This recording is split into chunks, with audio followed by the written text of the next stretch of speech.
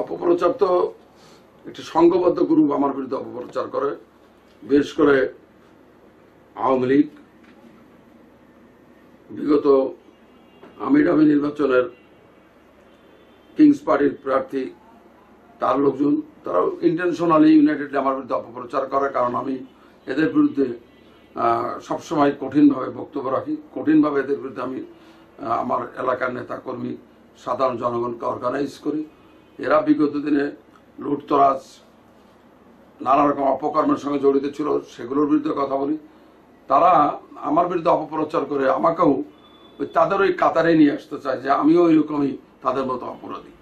আপনারা জানেন আমি সবসময় এই চাঁদাবাজ, থানার দালাল, তারপর সালিশ বাণিজ্য যারা করে তাদের বিরুদ্ধে, সে আমাদের দলেরই হোক আর আমার দলের বিরুদ্ধে হোক।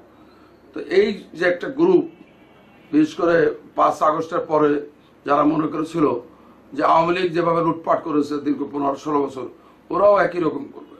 তা আমি তো তাদের বিরুদ্ধে প্রতিটা ক্ষেত্রে আমি প্রশাসনকে অনুরোধ করেছি কঠিনভাবে এদের বিরুদ্ধে ব্যবস্থা নেওয়ার জন্য।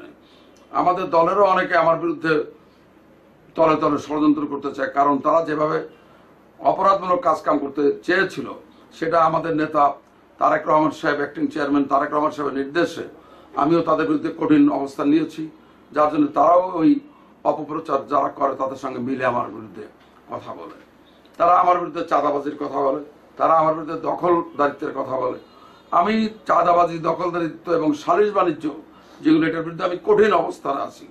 আমি বিভিন্ন সময় বিভিন্ন লেভেলে বলেছি, সাংবাদিকদেরকে বলেছি, বিভিন্ন মিডিয়াকে বলেছি, যারা আমার বিরুদ্ধে এই সকল অভিযোগ উপস্থাপন করে তারা দয়া করে একটি প্রমাণ করুক যে খন্দকার নাসিরুল ইসলাম কোথাও কারো কাছে 5 টাকা চাঁদা চেয়েছে, কারো জায়গা দখল করেছে, বা কারো কোথাও কোনো সালিশ বাণিজ্য করেছে। রাজনীতি করব না, রাজনীতি ছেড়ে চলে যাব। আপনারা জানেন আমার এখনো প্রচুর জায়গা জমিন আওয়ামী লীগের লোকজনের দখলে রয়েছে। বিগত 16-17 বছরে আমার 4টি গাড়ি পোড়ানো হয়েছে, অসংখ্য মামলা দেওয়া হয়েছে, গ্রেপ্তার হয়েছি, নির্যাতিত হয়েছি, রিমান্ডে গিয়েছি। আজকে যারা 5 আগস্টের আগে যাদের দেখা যায়নি, যাদের নাম শোনা যায়নি, তারা আজকে অনেক বড় মাপের নেতা, তারাই মূলত আওয়ামী লীগ এবং এই তথাকথিত বিএনএফের সঙ্গে মিলে আমার বিরুদ্ধে অপপ্রচারটা চালাচ্ছে।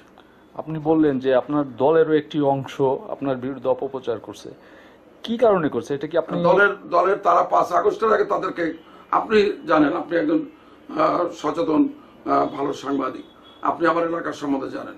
5 আগস্টের আগে এই যারা আমার বিরুদ্ধে কথা বলে, এদের কাউকে কি আপনার রাজপথে আন্দোলনের সংগ্রামে দেখেছেন? এরা ছিল না। 5 আগস্টের পরে এই হাইব্রিড নেতারা এসেছে, এরা এটাকে একটা ব্যবসা হিসাবে পেতে চায়। এই রাজনীতি করে সামনে ইনশাল্লাহ বিএনপি রাষ্ট্রীয় ক্ষমতায় আসবে। সেই ক্ষমতায় যে বা ক্ষমতা যাওয়ার আগে কিভাবে ব্যাপকভাবে চাঁদাবাজি করা যায়, দখল বাণিজ্য করা যায়, সালিশ বাণিজ্য করা যায়, সেই জন্যই তারা আমার বিরুদ্ধে তৎপর।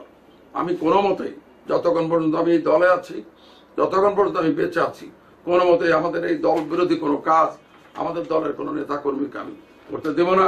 করলেও তার বিরুদ্ধে দল যাতে কঠোর ব্যবস্থা গ্রহণ করে সেই অনুরোধ আমি করবো, সেই ব্যবস্থা আমি দেবো ইনশাল্লাহ। আপনি তো বিএনপির একজন প্রার্থী, আপনার কাছে কি মনে হয় যে বিএনপির প্রার্থী হবার মানে ঘোষণা যখন আপনি দিয়েছেন কিংবা আপনি বিএনপির প্রার্থী হবেন, এইটাকে কেন্দ্র করে কি আপনার বিরুদ্ধে এত অপপ্রচার? মূলত সেটাই তো বিষয়। কারণ আমার বিরুদ্ধে এই বিএনএম, আওয়ামী লীগেরা সব ইউনাইটেড। বিএনএম, আওয়ামী লীগ এবং বিএনপির একটা অংশ যারা বিগত নির্বাচনে বিএনএম নির্বাচন করেছে কিন্তু এখনো দলের ভিতরে রয়ে গেছে। কিছু কিছু বহিষ্কার হয়েছিল আর কিছু কিছু বহিষ্কার হওয়ার অপেক্ষায় ছিল, বহিষ্কার হয় নাই। তারা মিলেই মূলত আমার বিরুদ্ধে এই অপবাদ, ষড়যন্ত্রটা করছে।